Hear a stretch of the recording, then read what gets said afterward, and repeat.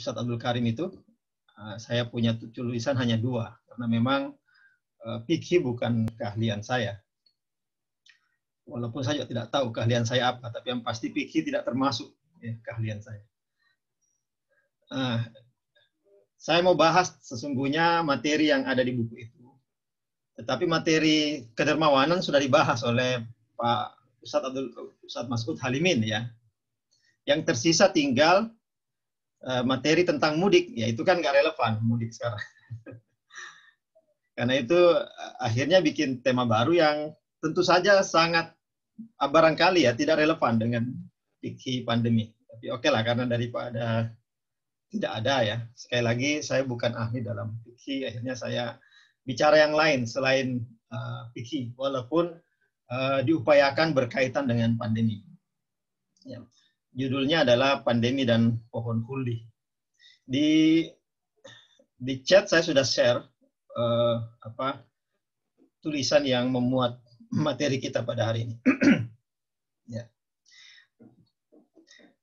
Ya, pandemi datang dan dia menyerang salah satu titik terlemah manusia, yaitu ketakutan akan kematian dan kegagalan atas impian keabadian. Titik terlemah manusia konon ada 3. Yang pertama adalah takut mati, kedua takut bencana, yang ketiga apa lagi? Ada 3, kok saya lupa satunya. Takut mati, takut bencana, dan astagfirullah lupa. Tapi yang paling sesungguhnya yang paling lemah yaitu takut mati. Katakanlah misalnya takut bencana, penyakit satunya. Jadi takut bencana, takut penyakit, dan takut mati. Tapi sungguhnya bermuara pada takut mati itu. Karena kalau takut bencana kenapa? Ya karena takut mati akibat bencana. Kenapa takut penyakit? Karena takut mati akibat penyakit. Jadi intinya pada takut mati.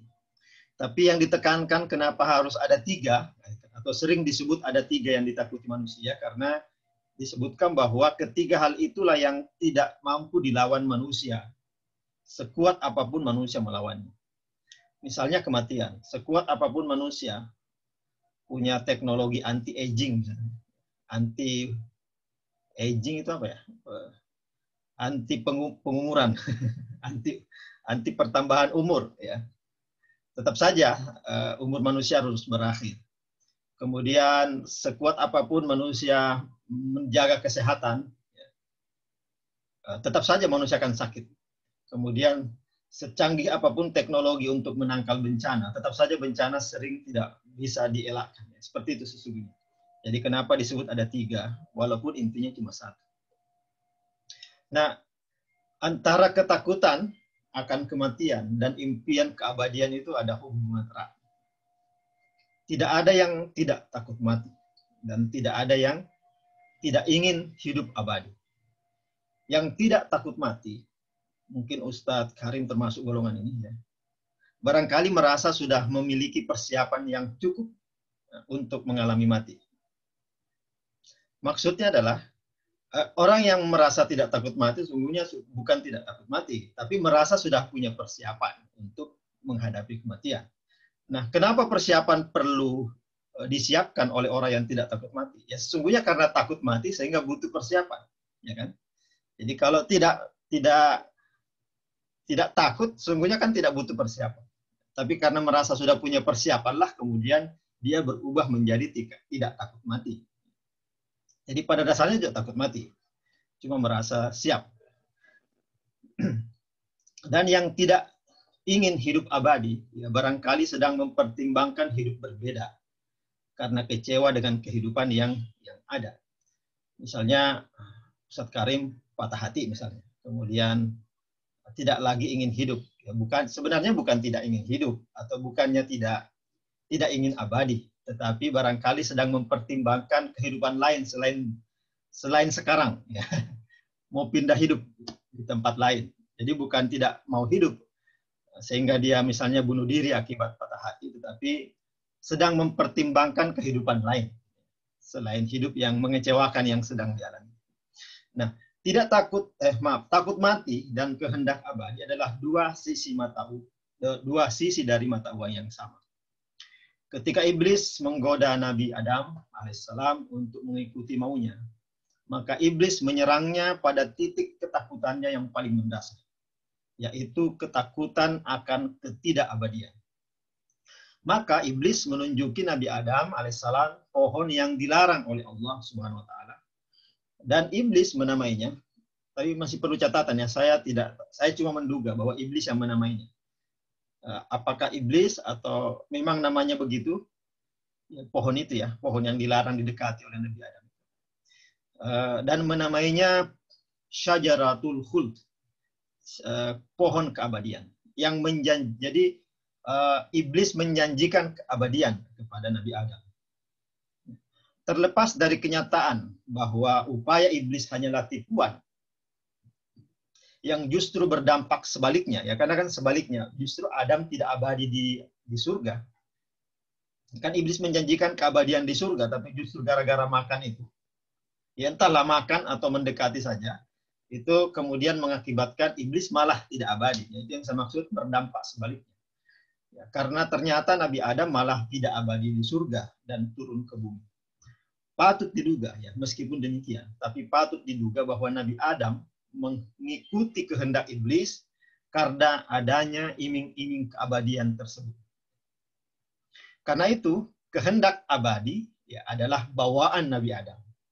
Maksud saya bawaan, akhirnya kita mengikutinya. Saya juga mengikutinya karena Nabi Adam, ya, kakek moyang atau nenek moyang kita itu seperti itu. Ustadz Abdul Karim juga mengalaminya, karena saya kira nenek moyang saya dengan Ustadz Karim ini sama saja. Sama-sama Nabi Adam mempengaruhi itu. Dan juga mungkin ya karena Allah lah ya penyebabnya. Kalau saya penyebab kenapa Nabi Adam punya kehendak abadi, ya karena Allah meniupkan ruh. Allah lah yang meniupkan ruh kepada Nabi Adam. Wa nafakhtu fihi mir ruhi, dan Allah itu abadi. Barangkali kehendak abadi dari Allah itu menular ke Adam, ya. Kemudian dari Adam menular ke kita semua. Yang pasti kehendak abadi itu ada. Ya, memang ada beda antara kehendak abadinya Nabi Adam alaihissalam dengan kehendak abadinya keturunannya, ya, kita ini. Ya, Nabi Adam alaihissalam hendak abadi di surga. Jadi ketika beliau diiming-imingi keabadian oleh iblis, yaitu keabadian di surga. Jadi beliau tidak ingin meninggalkan surga. Sedangkan keturunannya bukan hendak abadi di surga, tapi hendak abadi di bumi. Namun tidak mungkin juga kita mengatakan diri hendak abadi di surga, kan kita kan terlahir di bumi. Jadi kita ketika hendak abadi, maka kita hendak abadi di bumi. Namun bisa dikatakan bahwa kehendak abadi adalah bawaan manusia dimanapun manusia berada. Khususnya abadi di dalam kenikmatan.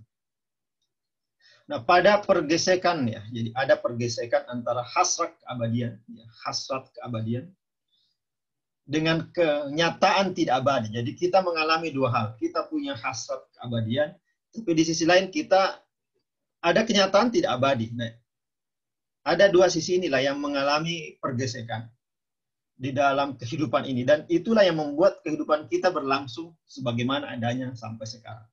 Jadi pergesekan antara kehendak abadi dengan kenyataan tidak abadi, itulah yang mewarnai kehidupan kita sekarang. Dan pada relasi antara keduanya lah peradaban manusia ini dibangun. Ada Zoom, ada smartphone, ada menara-menara dan sebagainya. Apapun itu yang merupakan tanda-tanda peradaban manusia, itu dibangun dalam relasi. Relasi antara kehendak untuk abadi dan kenyataan bahwa manusia tidak abadi. Sebagai catatan, kehendak abadi memang tidak jarang melenakan. Kehendak abadi itu tidak jarang melenakan. Membuai. Sebagaimana dialami oleh Nabi Adam. Beliau tertipu. Tetapi kehendak abadi itulah satu-satunya jalan bagi manusia untuk menuntaskan tugas kekhalifahannya. Tidak ada jalan lain. Itu kehendak abadi itulah yang membuat manusia bisa menuntaskan tugas kekhalifahan. Nah, inilah juga yang dialami oleh Nabi Adam. Jadi dengan kehendak abadi itulah Nabiullah Adam menjadi khalifah di muka bumi. Ya, tentu saja bukan hal sia-sia. Allah Subhanahu wa taala menitipkan kehendak abadi pada manusia. Memang pada percobaan awalnya, ya, percobaan awalnya kehendak abadi itu kan membuat Nabi Adam harus meninggalkan surga. Seakan-akan percobaan pertama kehendak abadi itu adalah kegagalan. Namun kehendak abadi tersebut justru merupakan modal penting Nabi Adam alaihissalam dan juga tentunya keturunannya untuk mengarungi kehidupan di bumi. Dengan kata lain, kehendak abadi adalah modal penting bagi Nabi Adam alaihissalam dan keturunannya untuk menjadi khalifah. Tanpa kehendak abadi tidak akan ada peradaban. Dan tugas manusia menjadi khalifah juga pasti akan gagal total jika tanpa adanya kehendak abadi. Nah, pandemi yang kita alami sekarang hanyalah salah satu tantangan bagi umat manusia. Dan manusia tidak akan dapat bertahan menghadapi hal-hal seperti ini. Ya, tantangan seperti pandemi, bencana, kematian, dan penyakit jika tidak ada kehendak abadi yang dititipkan oleh Allah Subhanahu wa taala. Dengan kehendak abadi di bumi, manusia mengerahkan segala daya dan upaya ilmu pengetahuan dan teknologi yang dimilikinya untuk memenangi pertarungan melawan virus. Pandemi kali ini bukan pandemi pertama yang dihadapi umat manusia. Dan manusia selalu menang sebelumnya. Entahlah sekarang ini apa akan tetap menang, apa akan kalah. Sampai kini manusia belum terbukti abadi.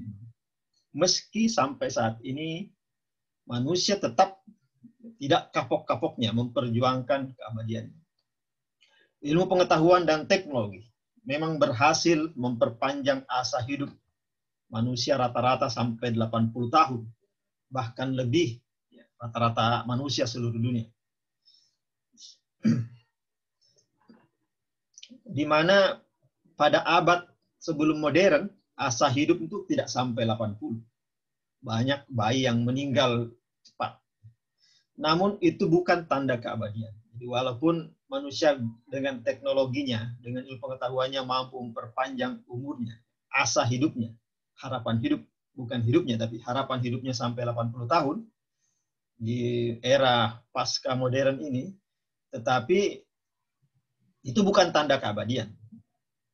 Itu hanya tanda perjuangan bahwa tugas kekhalifahan ini sedang ditunaikan oleh manusia. Ilmu pengetahuan dan teknologi adalah buah titipan Allah Subhanahu wa taala di benak manusia tentang kehendak abadi. Dan ketika manusia menggunakan ilmu pengetahuan dan teknologi untuk menjinakkan virus, maka itu adalah cara untuk mensyukuri titipan kehendak abadi dari Allah Subhanahu wa taala. Bersamaan dengan upaya memperjuangkan kehendak abadi, manusia tetaplah tidak abadi. Baik sebagai individu, tidak abadi sebagai individu maupun sebagai umat manusia. Umat manusia memang masih bertahan hingga kini. Entah sampai kapan. Tetapi individu-individu yang pergi mendahului kita adalah bukti bahwa keabadian itu tidak ada. Kenyataan tidak abadi tidak pernah menggugurkan kehendak abadi yang terlanjur ditanamkan oleh Allah Subhanahu wa taala pada manusia. Bahkan setiap upaya untuk menggugurkan kehendak abadi itu justru merupakan perlawanan terhadap kehendak Allah. Jadi kehendak abadi, melawan kehendak abadi adalah perlawanan kepada Allah. Kemudian melawan turunan dari kehendak abadi itu. Apa turunan dari kehendak abadi itu? Yaitu ilmu pengetahuan dan teknologi. Itu adalah turunan atau hasil atau buah dari kehendak abadi. Melawan ilmu pengetahuan dan teknologi juga adalah perlawanan kepada Allah Subhanahu wa taala. Karena itu tidak mengherankan jika di dalam kuasa ilmu pengetahuan dan teknologinya, para ilmuwan dan dokter tetap menyelipkan doa di dalam usaha-usaha mereka. Nah, doa itu adalah bagian dari kehendak abadi. Demikian pula para kiai dan pendeta tetap memakai masker, menjaga jarak, dan rajin mencuci tangan untuk melawan pandemi. Sebagaimana Nabi Adam alaihissalam pernah keliru menempatkan kehendak abadi, keturunannya pun tidak jarang melakukannya.